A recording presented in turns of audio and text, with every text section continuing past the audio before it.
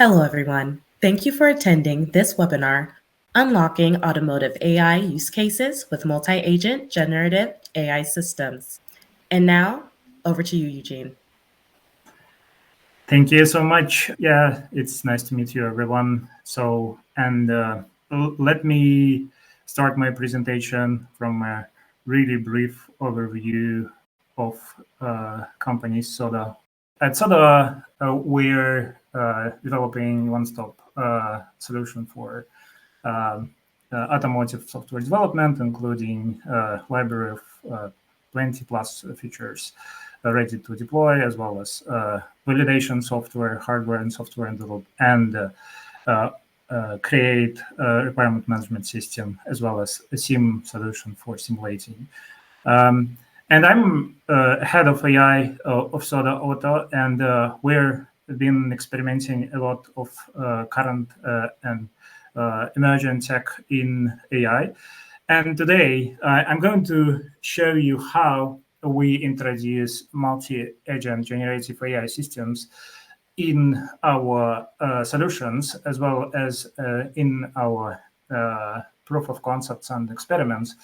And let me start from the brief overview of how we see the architecture in the landscape of our organization and our solutions. So there is a threefold solution we're looking into right now. And there is connecting software-defined vehicle approach with digital twin and AI solutions, including multi-agent generative AI systems. So on this diagram, there is a really brief overview how this all interconnected together. And along with software-defined vehicle approach, where we developed multiple solutions like hardware abstractions, scalable platform on top of that hardware, and modular software. Along with digital twins we use for simulation, analytics, and sensor data integration, we now integrate it with AI really tightly in terms of using multi-agent generative systems. Let me dig into more details how we can unlock multiple automotive use cases using multi-agent generative systems, and including large language models that we use under the hood, and ontology and knowledge graphs we introduced in these solutions as well. So as a part of our core value proposition, we see that including advanced optimized tools like SODA V Suite we offer for our customers, we see even further improvement with multi-agent solutions we propose here, at least several times faster and several times cheaper than the really old school way of developing automotive software.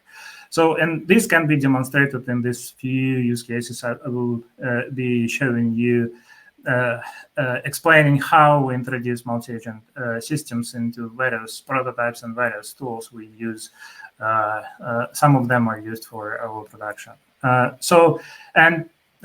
As a multi-agent approach consists of these actual roles we give to some computer systems that intend to work together in a collaboration. We have these several roles we introduced in our AI systems. So one of them is technical writer, then there is a coder, then there is a tester, and engineer, and even creative. All these systems, all these solutions are developed on various technologies, and some of them are based on LLMs, some of them are based on digital twins, and all of them are integrating together various different types of integration solutions we developed. So let me show how some of them work in collaboration to solve these automotive use cases. But first of all, as we are a software company, we also develop software ourselves. We develop tools, and even if the not deployed to cars, we use these approaches to like more traditional software development. And this is one of the examples how we introduced broader solutions to our testing pipeline. So this diagram shows really basic continuous integration along with multiple systems we use for testing. But what's new here is how we introduce user interface testing of our web-based tools using autonomous agents. So this actually is really basic example we started our experimentation with, and we were able to generate test scenarios with agents that were able to be executed in the continuous integration testing a newer version of our web-based tools. And as we saw, there is a significant increase in productivity because of these things alone led us to lead to an economy of about 3 times compared to manual testing. This is a pretty basic example that shows how automation and can improve the testing ability and testing speed. But we also have implementation in terms of coding. Again, this is more applied to traditional software engineering, software development, but we see much more complicated, much more sophisticated infrastructure needed here to be able to autonomously develop and design some portions of the software we do. And this specifically applies to automatic unit test generation and execution in a closed loop that lets our agents to come up with really good quality unit tests that are able to be deployed and automatically improved even to that extent. So again, this architecture shows central coordinator. In our case, this is again continuous integration server that runs all these pipelines. Then there is a knowledge base consisting of a database of known, good, and bad examples of unit tests we had in our code base. And there is a training module that adjusts existing prompts and existing data we used in the pipeline to generate a new version of tests and documentation as well. Then there is a set of agents. One of them actually reads the code and summarizes it into an architectural diagram that shows how multiple pieces of this code integrated together. Then there is a generation agent that creates an actual code of a new test that needs to be added into the code base. And then there is a planning agent that connects this all together. And then the one that analyzes the result of the compilation of the execution of this test in the pipeline, that afterwards is able to analyze the results and fix and rerun the cycle again to fix some of the issues it automatically finds in the pipeline. There is also an integration with API services as we use it in integration with our continuous integration service that is able to create human review tasks that actually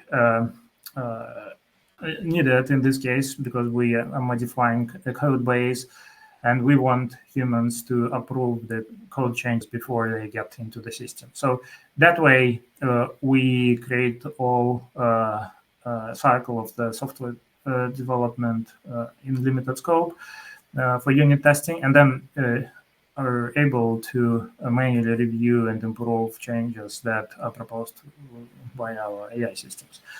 So these are mainly use cases which are pretty much generic, and we found them really useful for more or less traditional web development we do for our SODA-V suite that we offer as a web tool for automotive development. But then, this is a pipeline that demonstrates how this gets included into the code base after the review. But then there are more focused use cases, more automotive use cases we do specifically with our more specialized agents. And there are multiple of them. So one of such agents we developed is standards analysis agent, which looks through the huge amount of PDF documents, standards that are available online and in the database of customers. And then we let it create a structured database out of these unstructured PDF documents. And I will show how this works in the context of our integrated vSuite to digest this information, extract only essential parts of the documentation into the structured requirements, and then using another set of smart features, smart agents, keep traceability between these requirements and user requirements that were added to the system. Then there is a set of agents that collaborate together like a swarm using frameworks, open source frameworks that allow these agents to talk to each other, literally in a chat that is set up between these LLM-based agents. And they come up with much better versions of requirements in a few of our experiments than even human engineers. Of course, this was a really isolated experiment, and but it leads to much more structured, much more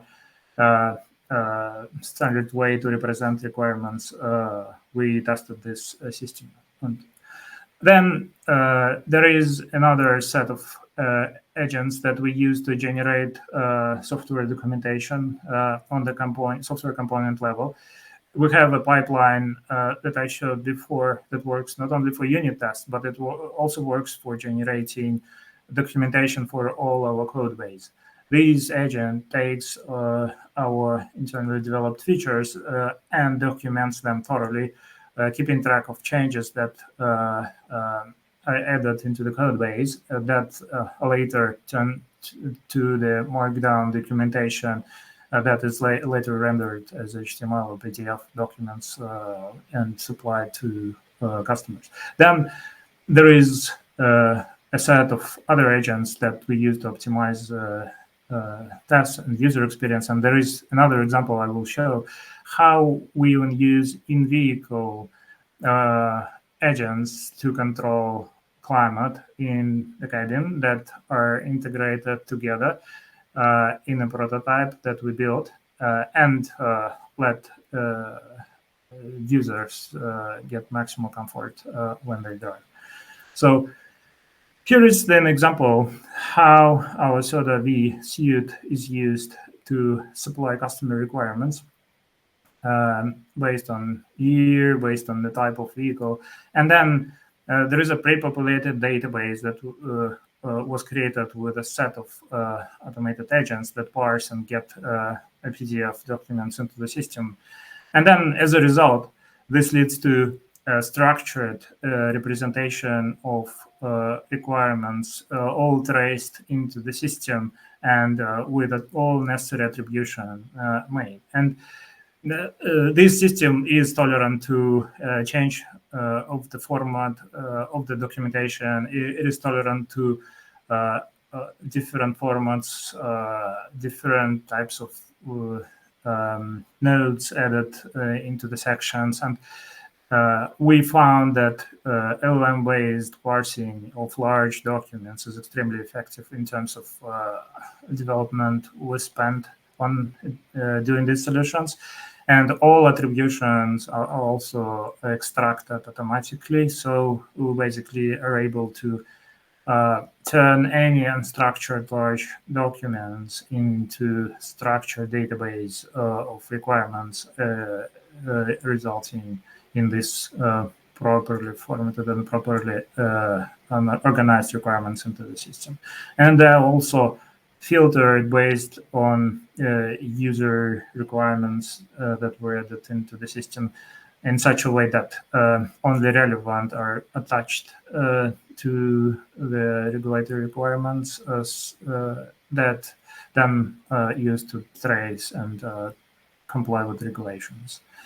This is one example of such system that consists of multiple agents interacting over various parts of data, and then they are integrated into the suite we develop.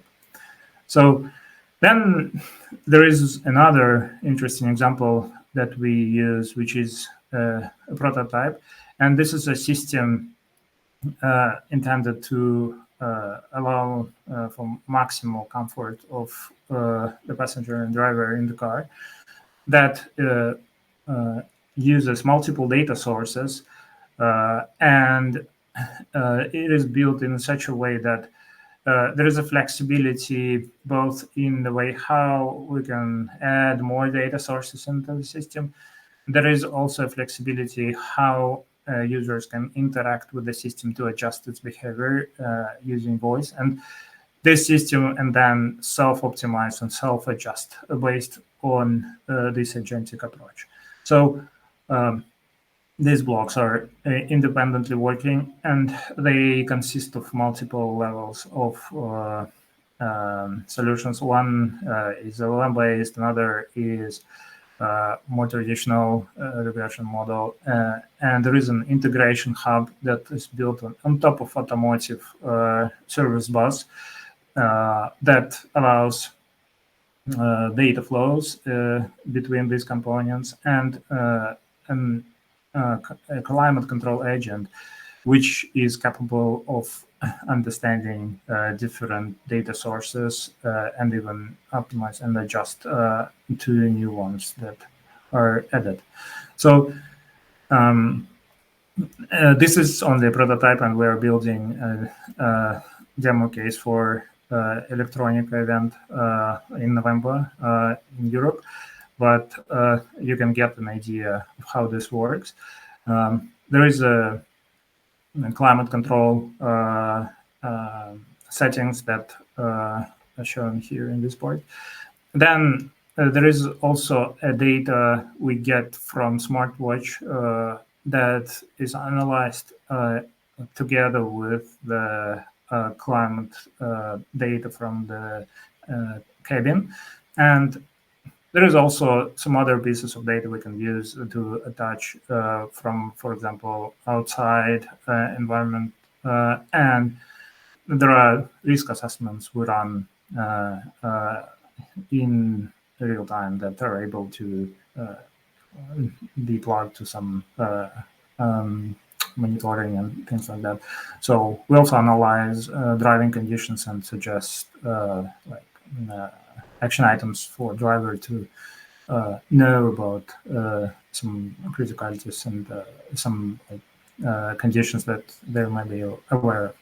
So then this is basically the existing things we do, but there are also much more future solutions we are going to develop and review. And among them, there is a sustainability effort we do. There is also a set of other solutions that are more generic and can be used like for multiple other applications, like user experience optimization and like self-compliance monitoring. So there is a huge space we can get into using multi-agent systems. And again, to like stress out how this works together with the digital twin and software-defined vehicles, we use holistic approach to attach these integrated solutions all together.